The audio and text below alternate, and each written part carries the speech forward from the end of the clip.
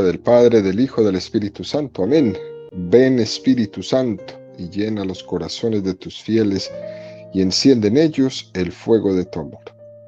Envía tu Espíritu Creador, y se renovará la faz de la tierra. Estamos estudiando el Catecismo de la Iglesia Católica, su primera parte, la profesión de la fe, primera sesión, creemos, en el segundo capítulo, Dios al encuentro del hombre, específicamente en el artículo 2, la transmisión de la revelación divina. Este artículo va a dedicar 26 números a desarrollar este tema. En el tercer apartado, el catecismo dedicará 12 números, del número 84 al número 95, al tema que tiene como título la interpretación del depósito de la fe, con otros temas como el depósito de la fe confiado a la totalidad de la Iglesia, el magisterio de la Iglesia, los dogmas de la fe, el sentido sobrenatural de la fe, el crecimiento en la inteligencia de la fe. Pero hoy vamos a centrarnos en 3 números, ¿no? El número 88 al número 90, para hablar sobre los dogmas de la fe. El número 88 del Catecismo dice: el magisterio de la Iglesia ejerce plenamente la autoridad que tiene de Cristo cuando define dogmas. Es decir, cuando propone de una forma que obliga al pueblo cristiano a una adhesión irrevocable de fe, verdades contenidas en la revelación divina, o también cuando propone de manera definitiva verdades que tienen con ellas un vínculo necesario. Es un número del catecismo muy hermoso, ¿no? Habla aquí de que una de las formas principales que tiene el magisterio de la Iglesia de ejercer su función, eso que le ha sido encomendado por Jesucristo al colegio de los apóstoles, de guardar el depósito de la fe, de predicarlo, de explicarlo. Eso que le toca hacer al magisterio de la Iglesia, guardar el depósito de la fe, predicarlo y explicarlo, pues una de las formas comunes que tiene el magisterio para guardar, predicar y explicar la fe entregada por Jesucristo en sus manos de barro es la proclamación de dogmas de fe. Esto es importante que lo tengamos presente, porque esto al mundo protestante lo acribilla, y al mismo tiempo es uno de los principales puntos que traen siempre a discusión. Fíjense, queridos amigos, como cuando la Iglesia hace tal cosa, cuando la Iglesia proclama un dogma de fe, está utilizando la autoridad que Cristo puso en sus manos, de guardar el depósito de la fe y exponerlo. No está inventando nada, simplemente está ejerciendo la autoridad que Jesucristo le dio: guardar el depósito de la fe y exponerlo. Fíjese cómo el último dogma de fe que ha habido en la Iglesia Católica, fue el dogma de la Asunción de la Virgen María a los cielos en cuerpo y en alma. Este es un dogma que fue proclamado por el Papa Pío XII el 1 de noviembre de 1950. Es decir, hace 71 años. Ese fue el último dogma que la Iglesia ha proclamado. También es verdad, pues, que cada vez que la Iglesia hace una canonización de un santo, cada vez que la Iglesia declara santo a alguien, utiliza también la autoridad que el Señor ha puesto en sus manos para proclamar que aquel santo va a ser presentado como un modelo a seguir, como un modelo a ser imitado por todos los católicos. La Iglesia lo propone para que sea creído esto por todos los católicos. ¿Y por qué lo propone? ¿O con qué lo propone? Con la autoridad que Jesús le ha dado de guardar y predicar el depósito de la fe.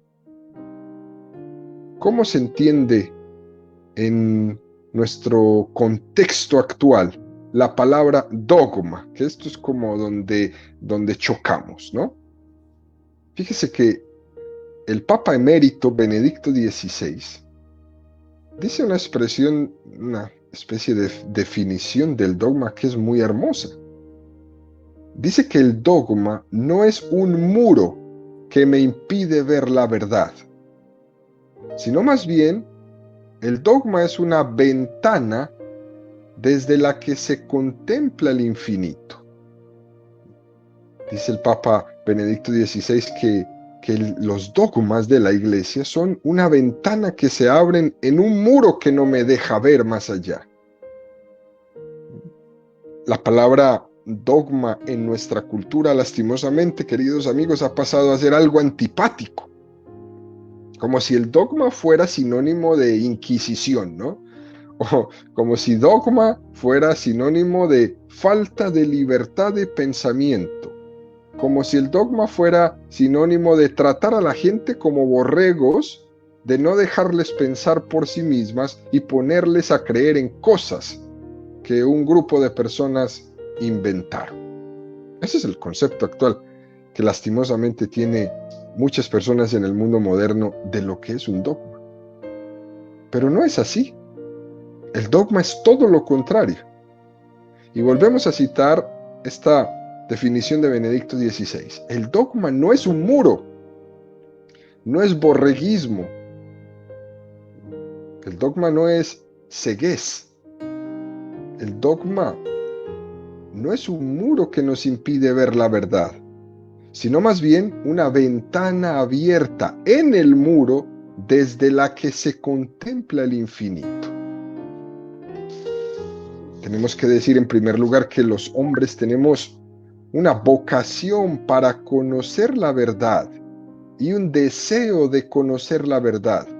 Y estamos deseosos de que Dios nos ayude a conocer la verdad. Y la gran misericordia de Dios es que Él se ha revelado y nos ha mostrado la verdad. Y que no nos ha dejado a nosotros solos en el deseo de intentar conocer la verdad y no poder. Esa cosa que tienen los hombres, querer y no poder. Es decir, Él, por misericordia, nos ha mostrado la verdad. Y nosotros, ¿no?, respondemos con esta verdad a todas las preguntas existenciales que tiene el hombre. Una de ellas es, ¿cómo será Dios? Por ejemplo. Es decir, ante esta pregunta del hombre, en la que algunas veces somos ciegos, propensos a tropezarnos al responderla, porque nuestra luz de la razón no alcanza a verlo todo, y entonces necesitamos que venga a nuestra ayuda la luz de la fe. Entonces, ¿qué debemos hacer?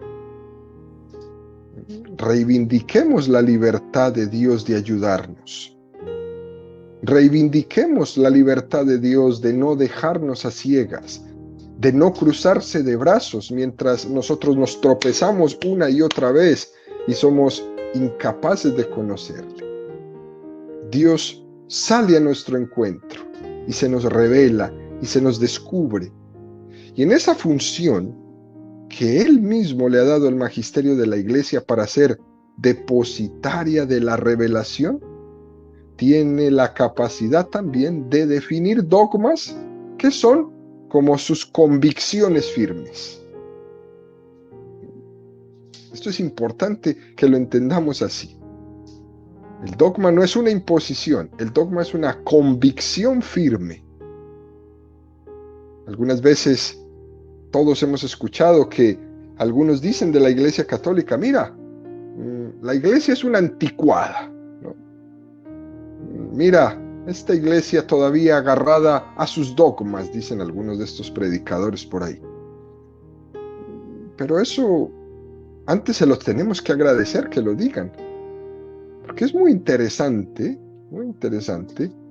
esta seguridad que tenemos los católicos en lo que creemos. Fíjese que son las teorías heréticas, son las herejías, toda esta cantidad de herejías hoy día, las que pasan con el tiempo. Las teorías heréticas son las que se mueren y pasan con la moda. Solo el dogma vive lo bastantemente suficiente para que se le pueda llamar anticuado. Así que le decimos a todos gracias por decir que la iglesia es una anticuada, porque entonces eso quiere decir que es la iglesia verdadera, porque no cambia con el tiempo, no cambia con las modas, no cambia con las ideologías, porque el depósito de la fe, la revelación de Dios, es una y no cambia. Dios no deja de ser el mismo Dios porque hoy nos vistamos de rojo o mañana nos vistamos de negro, o porque hoy creemos en esto o en lo otro. No, Dios es Dios. Ha sido, es y será siempre Dios, y eso no cambia. Solo el dogma es lo suficientemente serio, lo suficientemente enraizado para garantizar eso que estamos creyendo. Así que nuevamente les decimos a todos los que tiran el dogma de la iglesia por el piso, gracias por reafirmarnos que por medio de esos dogmas, esta es la iglesia de Jesucristo.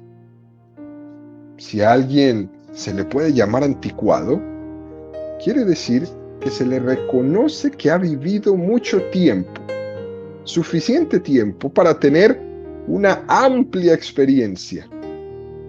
En cambio, las herejías, en cambio, todas estas propuestas modernas de religiones, de ritos, de mitos y de cosas que le proponen al hombre de hoy, van muriendo una tras otra. Porque hoy existe y mañana no. Sale una y tapa la otra, y luego sale la otra y tapa la una, y así se van. Durante 2000 años, la iglesia ha visto nacer y morir herejías una tras otra. Sin embargo, fíjense bien, queridos amigos, y esta es la fortaleza de la iglesia. Los dogmas y la fe católica ha permanecido siempre. Solo el dogma vive bastante como para que se le pueda llamar anticuado. Gracias por decirlo. Por lo tanto, bendito dogma. Porque lo que sí sería muy triste y absurdo incluso es pensar que la fe, que se proclamó en el siglo II, en el siglo X, en el siglo XVI y hoy ya no sirve. Eso sí sería absurdo. En cambio, los dogmas han pasado siglo a siglo e igual que han servido a la fe de esos creyentes en el siglo II, en el siglo X, en el siglo XVI, nos sirve a nosotros hoy con la misma vigencia. Esto es una cosa bellísima, queridos amigos. Porque, ¿qué quiere decir? Quiere decir que las verdades son eternas, que las verdades no caducan. Por lo tanto, la palabra dogma, dogmático, no es algo que me impide avanzar, no. Es algo que me recuerda que el avance en la comprensión de la fe, pues no estamos reinventando la fe. Que no cada día, a ver, mañana este pastor, ¿con qué sale? Y supuestamente todo esto lo esconden bajo, me lo inspiró el Espíritu Santo esta mañana, ¿no? Me estaba duchando, dicen esos pastores en sus predicaciones, ¿no? Me estaba duchando y una luz del Espíritu Santo me vino y me dijo que, hombre, vas cambiando todos los días la fe. La iglesia no.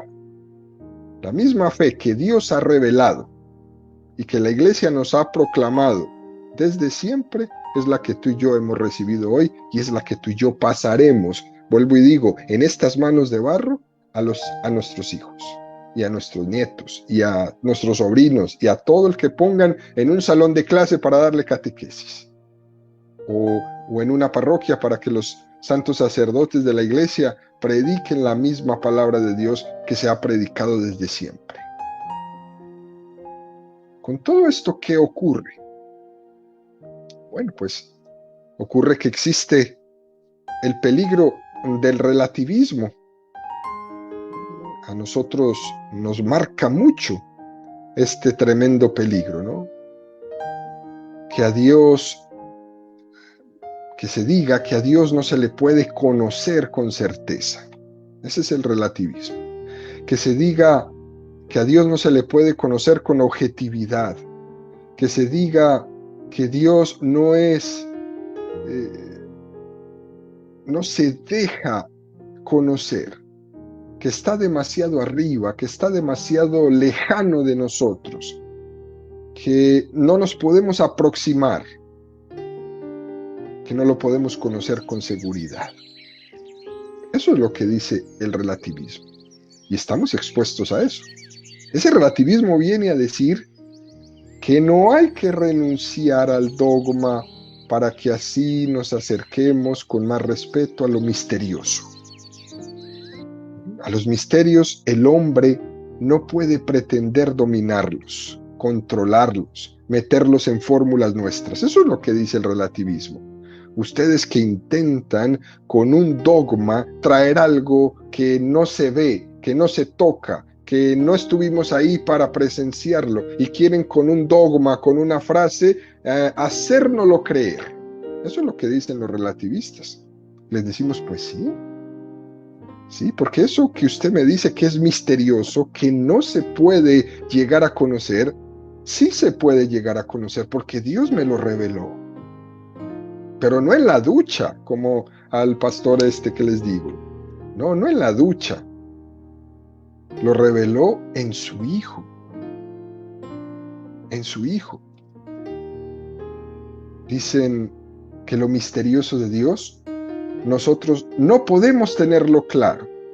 E incluso, ¿no?, hacen ver esta afirmación como si ese no tener claro el conocer a Dios es un acto de humildad. Y así lo presentan. Es que yo soy muy humilde y por eso no puedo llegar a conocer a Dios. Y no podemos disfrazar el relativismo de humildad. No lo podemos hacer. En realidad hay que ser humilde, pero para adherirse a la fe. Para dudar de todo y en todo no se necesita ser humilde. Dudar de todo en el fondo es soberbia.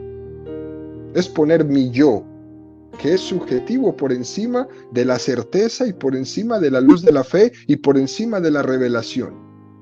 Dudar de todo en el fondo es soberbia. Y muchas personas hoy se creen grandes filósofos que porque lo dudan todo.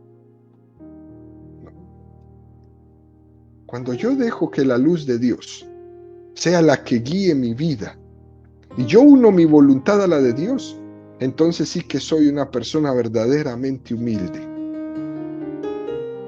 Por lo tanto, queridos amigos, ¿no?, tenemos que, como tarea, tú y yo, desenmascarar este dogma, dentro de comillas, de esta cultura que es el dogma del relativismo.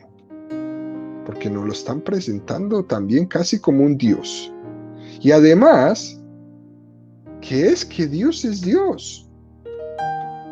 Y Él es amor infinito y es verdad eterna. Y Él quiere comunicarse con nosotros. Nos quiere dar la certeza plena de su amor. Y yo, influenciado por el relativismo, yo no puedo dejar que esto suceda y que termine yo no creyendo en este Dios que me ama, en este Dios que se comunica conmigo. Esta apertura del católico a la revelación, a eso le podemos llamar una verdadera humildad. La certeza de la fe nos tiene que hacer humildes. Vuelvo y repito, no es humilde el que duda de todo. El que duda de todo es un soberbio que solo se busca a sí mismo. Por lo tanto, queridos amigos, esta palabra dogma la tenemos que rescatar de la antipatía del mundo. Nosotros no poseemos el dogma. Ese dogma que la Iglesia proclama ha sido revelado por Dios, por medio de la Iglesia, que es su instrumento, pero ha sido revelado por Dios, no es nuestro. Por lo tanto, queridos amigos, haciendo esta pequeñita aclaración de lo que es el dogma, miremos cómo este número 88 del Catecismo dice que el magisterio de la Iglesia ejerce plenamente la autoridad que tiene de Cristo cuando define dogmas. Fijémonos que dice una cosa, ¿no? Dice que los dogmas son verdades contenidas en la revelación divina o verdades que tienen con ellas un vínculo necesario. Qué cosa más bonita. Por ejemplo, la Iglesia define como dogma la existencia del cielo, del infierno y del purgatorio. Eso es un dogma de fe. Pero dos de estas afirmaciones, tanto el cielo como el infierno, están expresamente contenidas en la Sagrada Escritura. Por lo contrario, la existencia del purgatorio como estado de purificación no está contenida expresamente en determinado libro, capítulo y versículo de la Sagrada Escritura. Por eso este número 88 del Catecismo dice que es una verdad que tiene un vínculo necesario con la Sagrada Escritura. Entonces, cuando la Sagrada Escritura dice que es bueno y conveniente rezar por la purificación de los que han fallecido, pues entonces es también evidente que los que han fallecido, que no están en gracia completa, necesiten un estado de purificación antes de poder contemplar a Dios cara a cara en el cielo. A ese estado de purificación, para poder estar completamente preparado para ver a Dios cara a cara en el cielo, los católicos le llamamos purgatorio. No está en un capítulo exacto de la Biblia, pero está en la Sagrada Escritura y tenemos un vínculo necesario con Él, y por eso lo entendemos. Nadie podría decir que en la Sagrada Escritura no dice que hay que rezar por la purificación de los que han fallecido. Y si hay que rezar por la purificación de los que han fallecido, quiere decir que esos que han fallecido están en un estado de purificación. Por eso, queridos amigos, los dogmas católicos pueden ser de dos tipos, dice el Catecismo. Primero, cuando propone de una forma que obliga al pueblo cristiano a una adhesión irrevocable de fe, que son las verdades contenidas en la revelación divina. Y un segundo tipo es cuando propone de manera definitiva verdades que tienen con ellas un vínculo necesario. Se suele decir que los dogmas de fe, pues hay muy pocos, ¿no? Que los dogmas que la Iglesia ha proclamado como estas definiciones dogmáticas en la historia de la Iglesia no han sido tantas. Como dijimos al inicio, ¿no? La última fue esta de la ascensión de la Santísima Virgen al cielo en cuerpo y alma. Y nos preguntamos, entonces, ¿qué ocurre?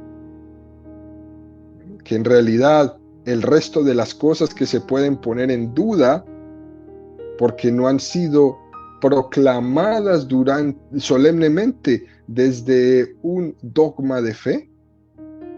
Entonces todo aquello que no ha sido puesto en un dogma de fe con una proclamación solemne, ¿la podemos poner en duda? Obviamente no. Existe el error de pensar que únicamente tenemos obligación de creer por la fe lo que es dogma de fe, ¿no? Es decir, aquello que ha sido proclamado públicamente, ¿no? Y que todo lo demás es dudable. No, esto no es verdad.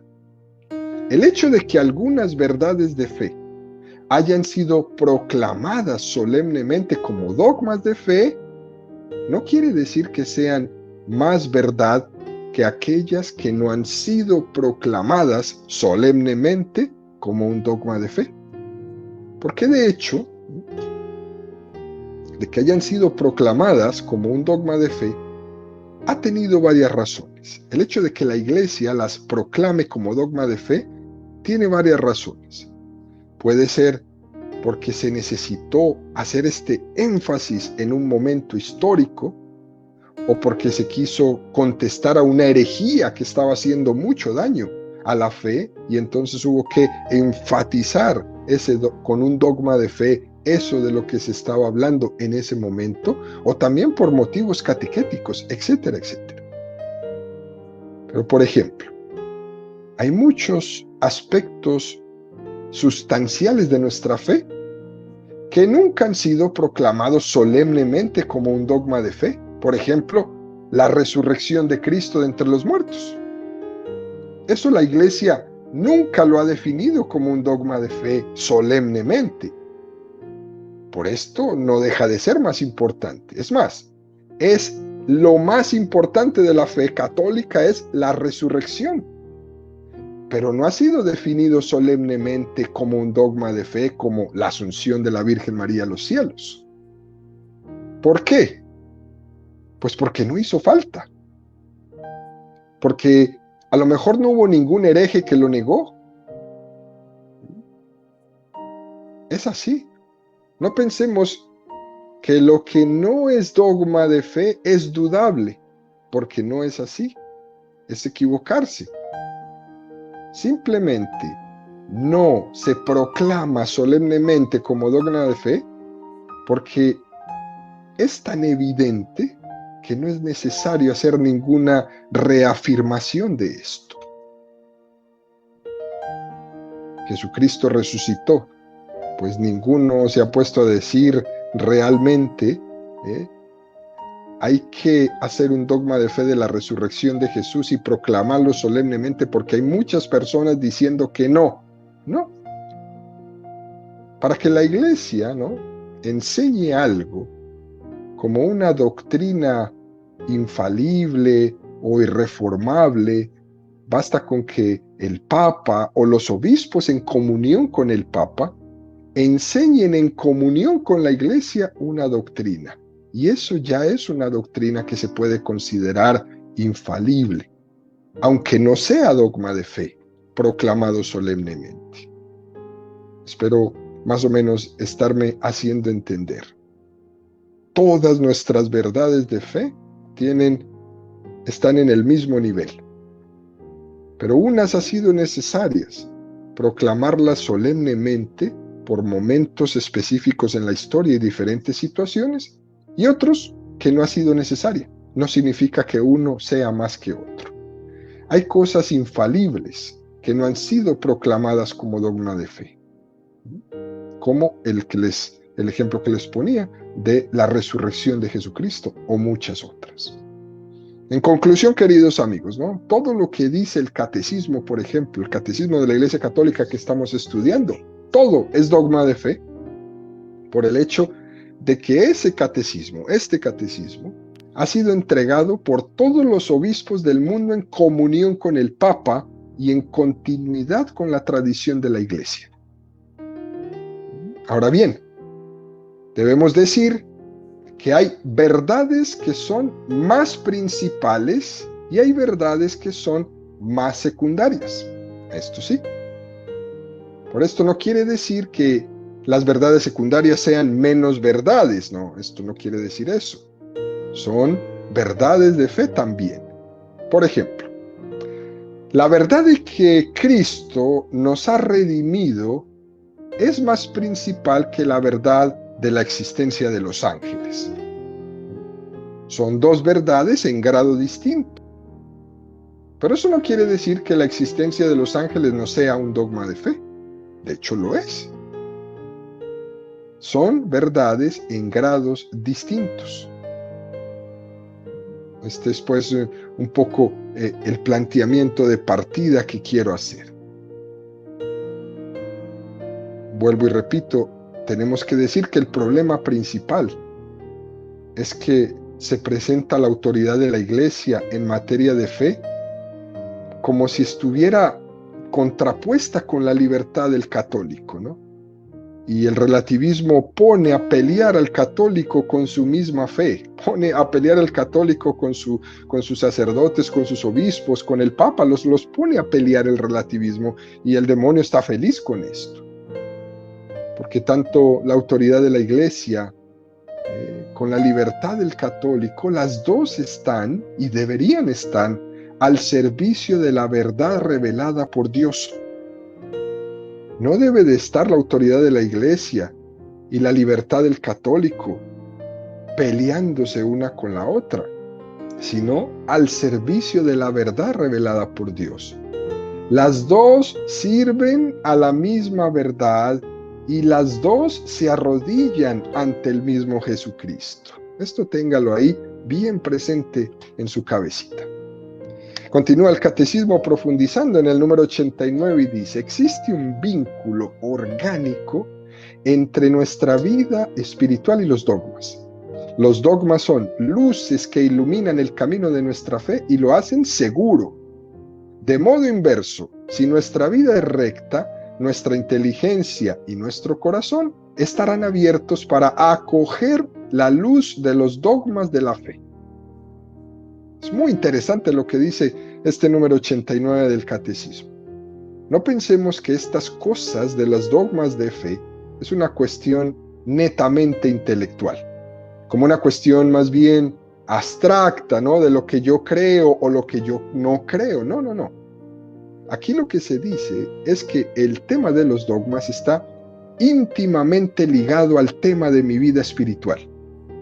El dogma no es algo teórico separado de lo práctico, está totalmente integrado una cosa con la otra. Fijémonos cómo dice el texto, ¿no? Existe un vínculo orgánico entre nuestra vida espiritual y los dogmas. Porque si uno está abierto a los dogmas de la fe, a las verdades de la fe reveladas por Jesucristo, enseñadas por la Iglesia, si la persona está abierta a esto, si humildemente la persona acoge esas luces que Dios nos da en el camino, es mucho más fácil que su vida espiritual actuemos santamente. Porque el corazón del hombre está hecho para amar, pero es claro, necesita vivir en la luz para poder amar. Es mucho más difícil amar en la oscuridad. Si yo no he recibido la luz de la fe, si no he conocido que Dios es mi Padre y que me ha creado con un plan y un proyecto de amor, que estoy llamado a utilizar bien mi libertad para ganarme la vida eterna y que he de ejercitar bien mis obras, y después de eso se van a desprender consecuencias eternas en el más allá de la muerte. Ignorar esto es quedarme en la oscuridad. Es quedarme en la oscuridad. Pero acogerlo en mi vida con humildad es darme la oportunidad de caminar en la luz. El que tiene la luz conduce mejor. Por esta razón, queridos amigos, la apertura a los dogmas de fe ayuda mucho a la vida espiritual. Y es un error muy grande que algunas veces se planteen frases en nuestra vida espiritual muy comunes como esta, ¿no? Dice, bueno, pues aquí lo importante no es creer o no creer. Aquí lo importante es tener buena voluntad. No, cuidado. Terrible. Aquí lo que importa es que yo sea una persona buena. No, no, no, no. Porque para tener buena voluntad, para que la voluntad sea bien guiada y no se tropiece, es muy importante creer y abrirse a la fe. Cuidado con eso de que solamente basta con ser bueno. Es que se puede ser bueno viviendo en el error. De hecho, estamos llenos de gente buena, pero que viven en el error. ¿Y cómo continúa este número 89 del Catecismo diciendo? De modo inverso, si nuestra vida es recta, nuestra inteligencia y nuestro corazón estarán abiertos para acoger la luz de los dogmas de la fe. Es decir, así también una persona que es bondadosa, humilde, misericordiosa, que tiene una disposición de querer ser santa, es mucho más fácil que acoja los dogmas de la fe. Es mucho más fácil porque a veces no es que no creamos, es que no queremos creer. Porque nos damos cuenta de que si creemos, nuestra vida tiene que cambiar y nos tenemos que convertir y tenemos que nacer de nuevo. Por lo tanto, no es tanto la dificultad en creer, sino nuestros pecados que nos impiden creer. Entonces, no solo es tener más luz. Tener más luz no significa ser más santo, sino que el ser más santo hace que yo me abra más a la luz de la fe. Y fíjese que el catecismo nos refiere al Evangelio de Juan 8, 31, 32. Dijo Jesús a los judíos, los que habían creído en él: si permanecéis en mi palabra, seréis de verdad discípulos míos. Conoceréis la verdad y la verdad os hará libres. Dice dos cosas este pasaje. Si permanecéis, si sois fieles, podréis adheriros a la verdad. Y si os abrís a la verdad, ella os ayudará a vivir santamente. Algunas veces hemos hecho esta disociación que es mortal para nosotros. Una disociación entre la verdad y la bondad. Y eso es una disociación que es terrible, queridos amigos. Como si lo importante en la vida fuera la bondad. Dicen que lo importante es que una persona sea bondadosa aunque viva en el error. Y eso no puede ser. No podemos dejar a nuestras personas que amamos seguir viviendo en el error solo porque nos dicen que ellas son buenas y no le hacen mal a nadie. Pero qué tristeza no hacerle mal a nadie viviendo en un error. Si lo más triste es encontrarse una persona de 60 años que descubre una verdad y dice, viví 60 años en un error, pero ya no puedes echar el carro para atrás. La verdad nos hace libres. La verdad nos permite ser bondadosos y la bondad nos abre a la verdad. Es más fácil y es muy típico hacer estas dicotomías de este tipo. Y nosotros debemos contraponerlas. Debemos sumar, no restar. Porque verdad y bondad están al servicio de Dios, del único Dios, que es todo verdad y que es todo bondad.